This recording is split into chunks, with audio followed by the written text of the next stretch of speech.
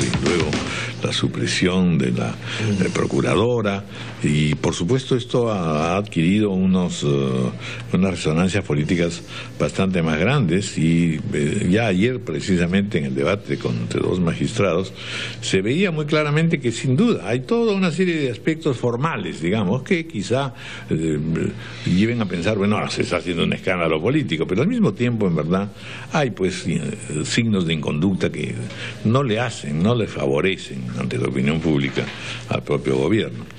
Tenemos destacados congresistas que, por supuesto, cada uno tiene posiciones interesantes al respecto, polémicas, pero esta mañana los hemos saludado y hemos visto que están con muy buen ánimo, así que vamos a ver si ahora en la mañana logramos un primer avance de lo que podría ser la cordialidad de la sesión parlamentaria. Congresista Daniela Bugatás, congresista Carlos Brus, Héctor Becerril y Víctor Andrés García Belaunde, muchísimas gracias por estar con nosotros. Buen día, gracias por la invitación. Buenos días. A ver, vamos a empezar por escuchar al congresista Carlos Brus, que se ha pronunciado muy firmemente con respecto al tema. Bienvenido. Hola, Raúl, ¿cómo estás? Patricia. Bueno, sí, en efecto, mira, el caso Belaunde Locio era clarísimo que era un caso políticamente muy sensible. Si uno es ministro de Justicia, tiene que tener mucho cuidado al momento de abordar ese caso con los funcionarios, que son los procuradores que lo están viendo. Que están bajo su cargo. Así es, ¿no? Pero que tienen además, una cierta autonomía, sin duda. Por supuesto, tienen cierta autonomía. Y el ministro tiene que estar enterado de las acusaciones que se están haciendo y de los vínculos que hay con el centro del poder del país y este señor. Por lo tanto, el tema había que tratarse con mucho cuidado en que no se vea que él quiere influenciar sobre estos personajes. No es cualquier caso, era un caso políticamente sensible y era claro en lo que del tema del cual él está hablando. Y cuando él permite que haya una reunión en la que está presente nada menos que el brazo derecho del presidente de la República en materia jurídica, que es Roy Gates, que además ha sido el abogado personal del presidente en casos delicados como el de Madre Mía desde el año 2006. Obviamente la sola presencia de ese señor, no importa que hayan hablado de fútbol, la sola presencia de él frente a la procuradora ya era una presión, ¿no? Entonces ahí se ha equivocado de cabo a rabo. Y aquí entre paréntesis debo decir que si bien Figallo ya afronta un proceso de censura, cosa que yo lamento porque me despertaba mucha simpatía, él ha sido muy firme en presentar informes respetando el derecho de todos, pero lamentablemente ha cometido una inconducta. Pero aquí lo que hay que también señalar es que ¿qué cosa hace un consejero presidencial hablando con un ministro? ¿En qué parte de la Constitución dice que el presidente puede usar o debe usar los consejeros presidenciales para coordinar entre ministros? Como he escuchado que algunos miembros del oficialismo dicen. Yo he sido ministro 4 años. Sí, ¿no? Jamás el presidente me envió un consejero. El doctor San Martín ayer sostenía que sí, que eso está dentro de las normas. Sí, eso es absolutamente irregular. Cuando el presidente quería hablar algo conmigo, me llamó y por supuesto en 15 minutos estaba yo en su oficina. Se te llama el presidente y tú tienes que ir. Y si un consejero presidencial no tiene que hablar con un ministro, mucho menos tiene que hablar con los subalternos del ministro, no con el equipo que trabaja con el ministro. Y por eso que el ministro comete un error en abrirle la puerta para que hable con subalternos suyos. El ordenamiento constitucional del país no prevé que los consejeros presidenciales tengan derecho de ir a hablar con los ministros cuando quieran sobre temas, eso en absoluto. Entonces, se ha presentado toda una situación irregular, donde por supuesto no hay que ser muy... Una situación irregular que lo que suscita son muchas sospechas. Sí, por eso, o sea, ¿no? Porque, ¿cuál es la situación irregular?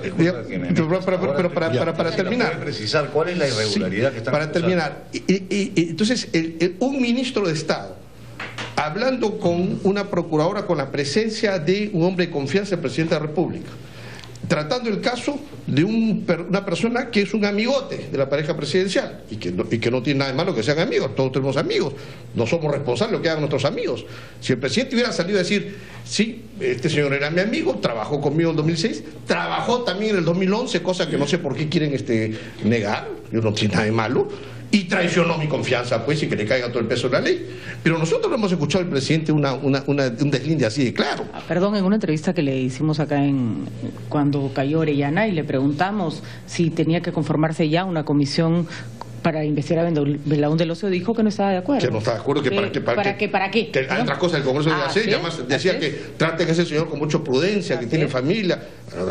Montesinos también tiene familia, Abimael Guzmán también tiene familia, pero tiene que pagar por sus conductas. Entonces, el ministro, sabiendo de esta relación que existe con la pareja presidencial, permite que el consejero presidencial esté presente, repito, esa sola presencia ya es una presión, y empieza a hablar, porque hay que reconocer que el ministro ha sido fino, digamos. Ustedes se imaginan ese diálogo a Urresti con la procuradora. Urresti me dice, oye, usted hace esto, la mando al BRAE, ¿no? El tipo más, su estilo es más brusco. Es verdad, Figallo fue mucho más fino en sugerir cosas que uno basta que uno lea 2 veces las grabaciones. Bueno, pero ¿es grave o no que se le grabe justamente la conversación? Bueno, lo que pasa es que es un asunto también importante. Y hay mucho por discutir, porque tú sabes, Raúl, que cuando son conversaciones tuyas, tú tienes derecho de grabarlas. Y solo tienes derecho de difundirlas si es que hay algún interés público atrás de que hay algo irregular. Si es que es una conversación personal donde no hay ningún hecho público ni nada irregular que tengas que difundir, ahí sí es un delito. Pero si es una conversación tuya personal donde hay indicio de la comisión de delito, tienes todo el derecho a difundirla. Pero puedes también advertirle con quien estás conversando que vas a grabar. Digamos que la delicadeza que tú y yo tendríamos. Pero no si es que lo que quieres es recabar una prueba sobre una inconducta, porque si te digo, oye, te voy a grabar, entonces el otro no hace. Bueno, pero logras el objetivo de que no te presionen.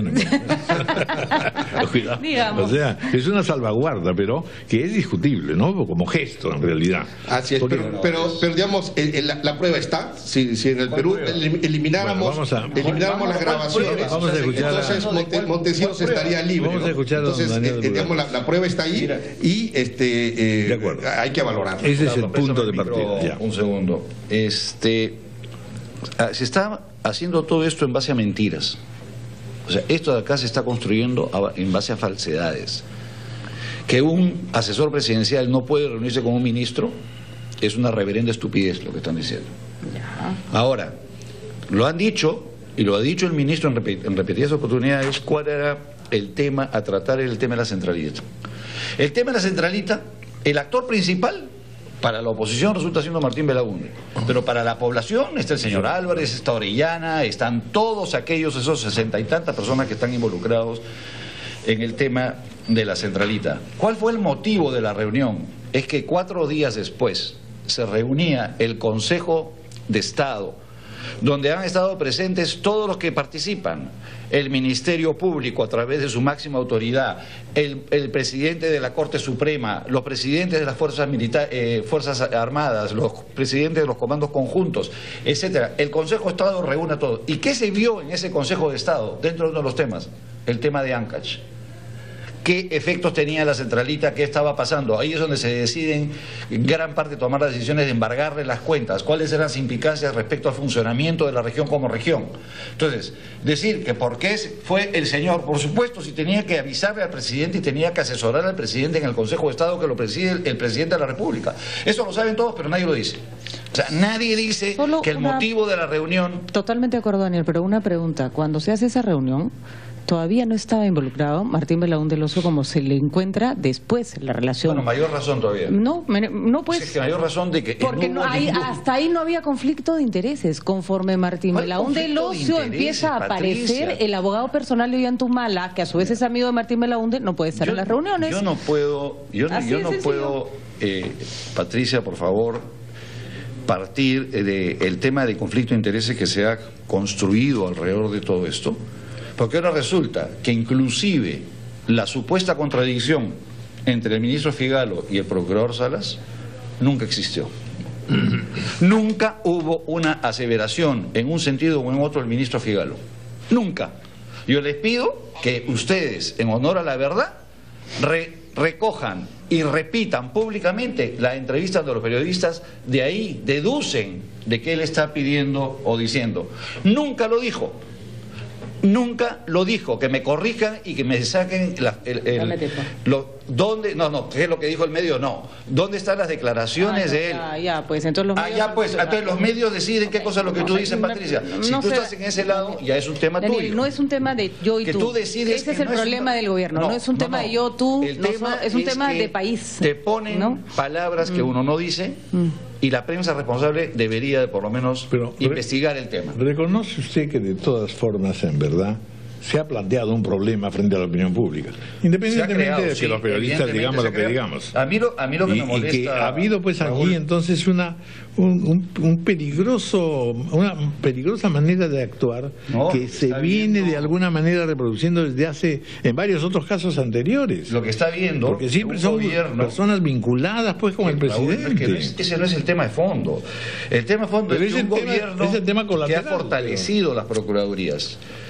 ¿Alguien tiene alguna queja del comportamiento que tuvo Julio Arbizu, del comportamiento que tuvo Salas? ¿Alguna vez hubo una reprimenda a Salas, alguna reprimenda a Arbizu? ¿Alguien puede decir de que Salas estuvo defendiendo al señor Martín Belaunde o que el señor Arbizu estuvo defendiendo a alguien? No lo pueden decir. Bueno, el Ministerio de Justicia, a través de las procuradurías, cuando Patricia. Estaba de viaje, entraron a su oficina a levantar un acta. ¿Eso no es hostigamiento? ¿Eso es hostigamiento aquí en la China? Mira, todo lo puedes considerar de acuerdo al color que lo quieres mirar y hacia dónde quieres. Está claro que el color que usted mira nadie más. Yo estoy pidiéndoles, por favor, vean ustedes, transmitan ustedes las declaraciones donde la prensa decide de que el señor Figalo está pidiendo la colaboración eficaz para... Bueno, vamos a hacer una pausa y luego escuchamos a los otros dos congresistas también invitados.